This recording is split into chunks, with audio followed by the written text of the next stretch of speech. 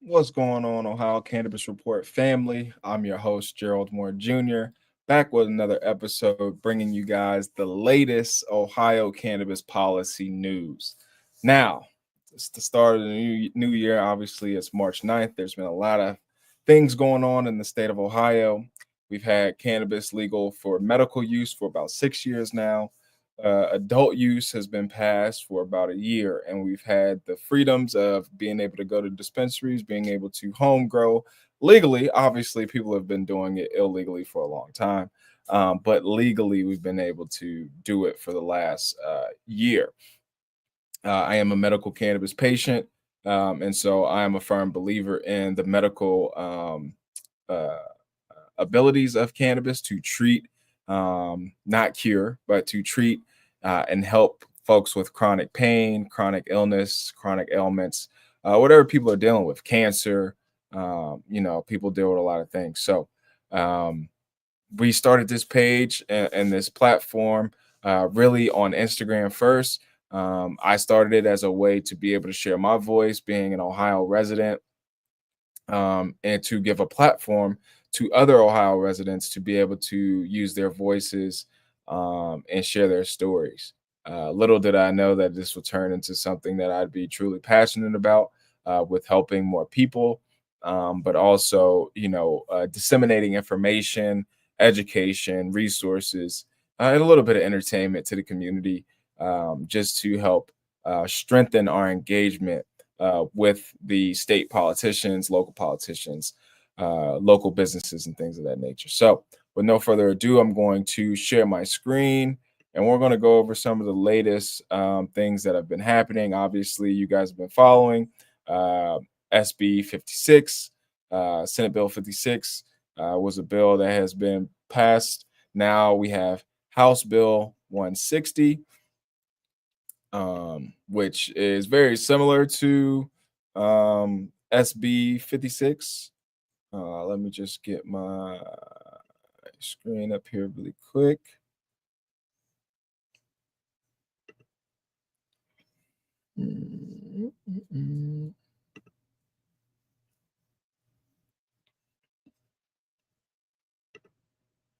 All right, so first I am going to share. This is the legislature.ohio.gov page. And so basically, this shows this is the primary sponsor, Brian Stewart, revise liquor control, hemp, and adult use marijuana, we say cannabis laws. Here's the long title. So here's all the things they wish to do to amend section blah blah blah blah blah blah blah blah blah blah blah.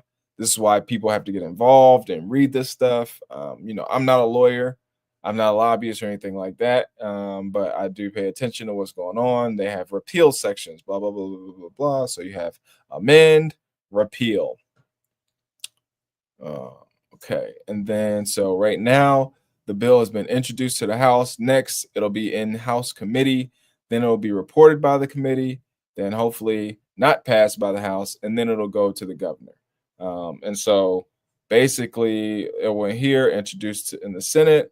It'll be introduced in Senate committee, reported by the committee, and then it has to go to the governor. So at the end of the day, we still need to educate the governor. I think, we need to be really educating the community at large about this. So here you go. This is a 120-page document. And so obviously,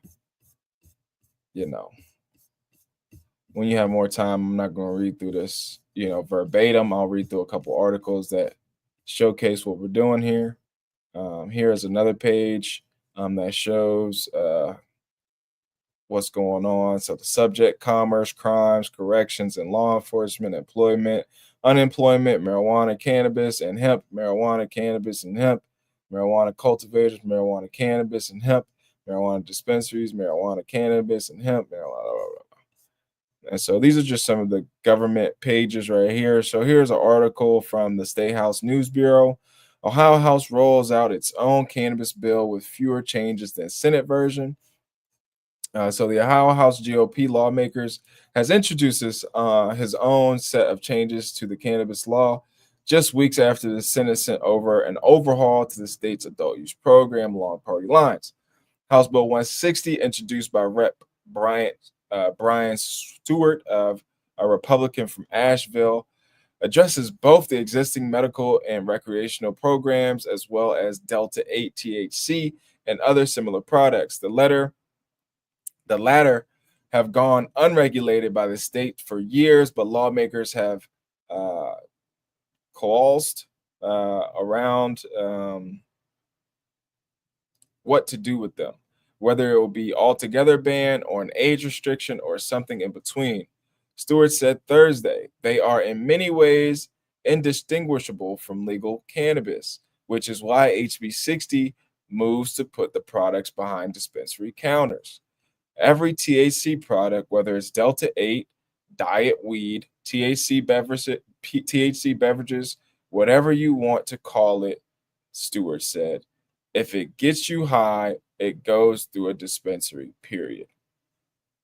As for already regulated cannabis, HB 160 includes a public smoking ban, but allows for cannabis smoking in the combustion on residential privately owned property, like a person's front porch. The Senate version, S. Bill 56, limit Ohioans to partaking inside private residences. It also leaves home grow alone, maintaining a 12 plant maximum per household. Both bills limit how concentrated dispensaries THC products can be, maxing out at 35% of plants that and 75% for concentrates and extracts, although the Ohio Department of Commerce could raise or lower that figure. The legislature is listening to marijuana industry more than it was a year ago, said Adrian Robbins, Deputy Executive Director for Industry Trade Association, the Ohio Cannabis Coalition, OCAN, however, opposes THC caps. We don't think that this is necessarily a potency argument, but a purity one, Robbins said. Anytime that you are taking the potency down like that, you're adding in other fillers or products, and we don't think that's beneficial for consumers. I'll agree with her on that. All of the products have dosage recommendations to make sure that they are safe for consumers. HB 160, like the latest version of SB 56, also leaves the excise tax at 10%. Our tax policy should incentivize Ohioans to buy affordable, regulated, and state grown marijuana, cannabis, rather than pushing them to the black market. We want to say legacy market because black market would be, oh, black people only grow weed. No, we're not the ones. I would say it's the white market. A lot of my white friends are growing way more weed and pressing way more extracts than all of my black friends. I could tell you that. Or even worse yet, Michigan, Stewart said, which the bulk of folks are going to Michigan. So, if that's your problem, you need to do way better. But it restructures what's known as the host community cannabis fund, set aside for municipalities with marijuana dispensaries. At 36%, more than 1/3 of the tax revenue from the state's relatively young recreational cannabis program was earmarked for this fund. This would pare it back to 20% and then eliminate it after 5 years. We do not want this, people. I love the community host fund. 36% to go to communities, to redevelop communities, to restore and repair communities that have been harmed by the war on drugs for the last 60 years. So we have people that are still incarcerated. We have people who have lost family members, there's so many issues that have happened due to the war on drugs and the criminalization of cannabis, the criminalization of black people, black and brown people behind cannabis, really. So I don't want to take 36%. I don't want this to go down from 36% to 20% and then be eliminated after 5 years. 5 years? The war on drug was for 60 years. The last 6 decades we've been in the war on drugs. And they want to eliminate it after 5 years because they understand, these Republicans know what the deal is. And so as black folks, black and brown folks, African Americans, indigenous people, poor people, we should be fighting against this.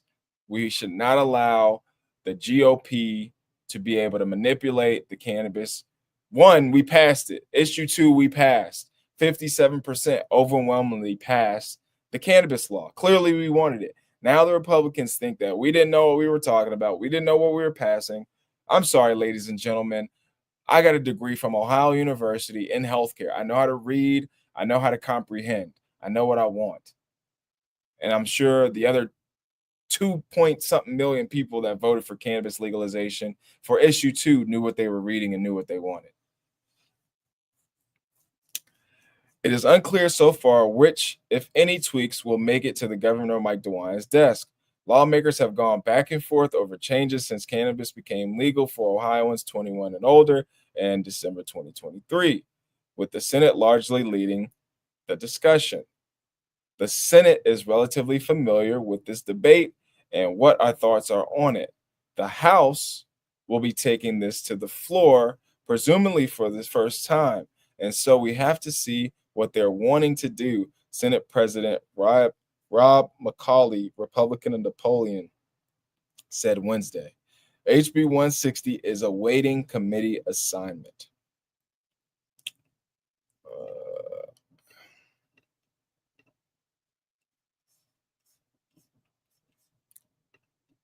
So, I mean, there it is, ladies and gentlemen.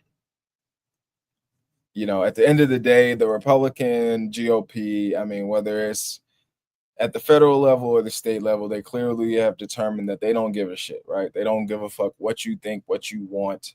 They will do what they want to do, what they feel is beneficial for you. And so until we all speak up, until we all take a stand, we'll continue to have to listen to these old ass baby boomer generation white dudes that don't know shit. You know what I mean? They're just all about controlling everybody but themselves. And so, again, this page is, you know, really just to inform and educate the community on what's going on. Please be sure to subscribe, hit the bell, the notification, so you know that we're live. Know that when I drop new content, again, I'm going to start dropping a lot more new content on here. I'm looking forward to interviewing more people. If you would like to have your voice heard, I want to hear voices. I want to hear what you got to say about this topic. Please comment. Let us know what you think. If you're in Ohio, let us know what part of the state you're in. Let us know what county you're in, what city you're in, and make sure you reach out to your politicians. At the end of the day, you know, if you're silent and you don't reach out to your politicians and let them know how you're feeling, they really can't do anything. You know what I mean? They're going to do what they want to do. And so until, you know, folks wake up and realize it is up to us to keep the politicians accountable, right? At the end of the day, it's all about checks and balances.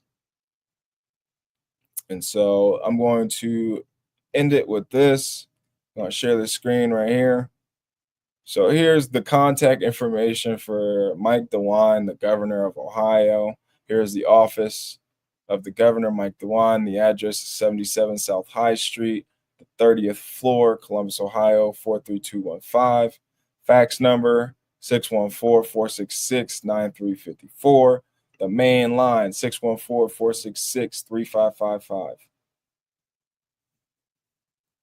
Governor's hotline 614-644-4357. So here you have Sarah Ekman, Deputy Chief Legal Counsel. Here's her contact information. Reach out to her. Giles Allen, Deputy Director of Legislative Affairs. Email, office number. Brianne Almos, Communications Advisor. Bow. Brad Bales, Senior Legislative Liaison. Joseph Baker, Director, Common Sense Initiative. William Ashburn, Workforce Project Manager. Michael Bender, Business Advocate, Common Sense Initiative. And so, again, I'm just showing you guys this because there's a lot of people in Ohio that don't know how to access some of this information, some of this contact information. If you're in the Southwest Ohio regional area, here's the regional liaison, Lieutenant Governor, who is now Jim Tressel, former Ohio State Buckeye football coach. Here's the press assistant, resident assistant, personal aide to the governor. Here you go. Jordan.Connor@governor.ohio.gov. Children's Initiative Associate, Northwest Ohio Regional Liaison, Counselor to the Governor, Communications Director to the Lieutenant Governor, Director Legislative Aid, um, Communications Advisor.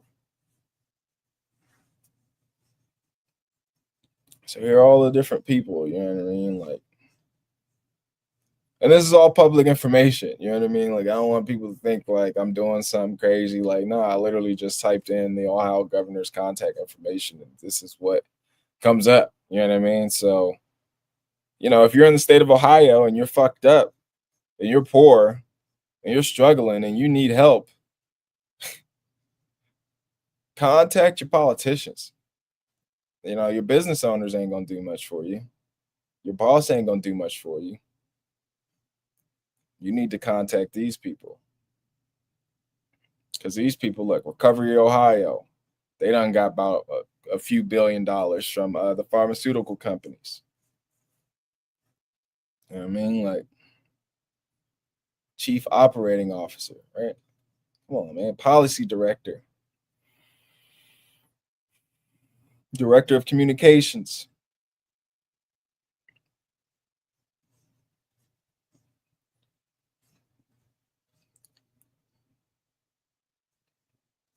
You know what I mean? Like,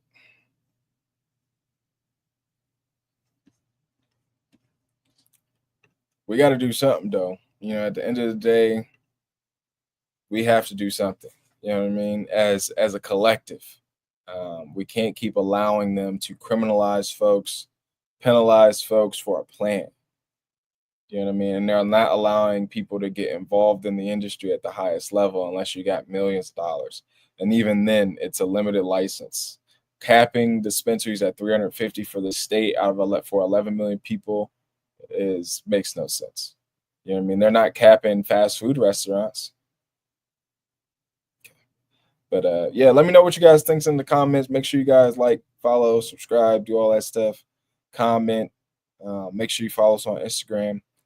Send me some things that you want me to discuss as well. Peace.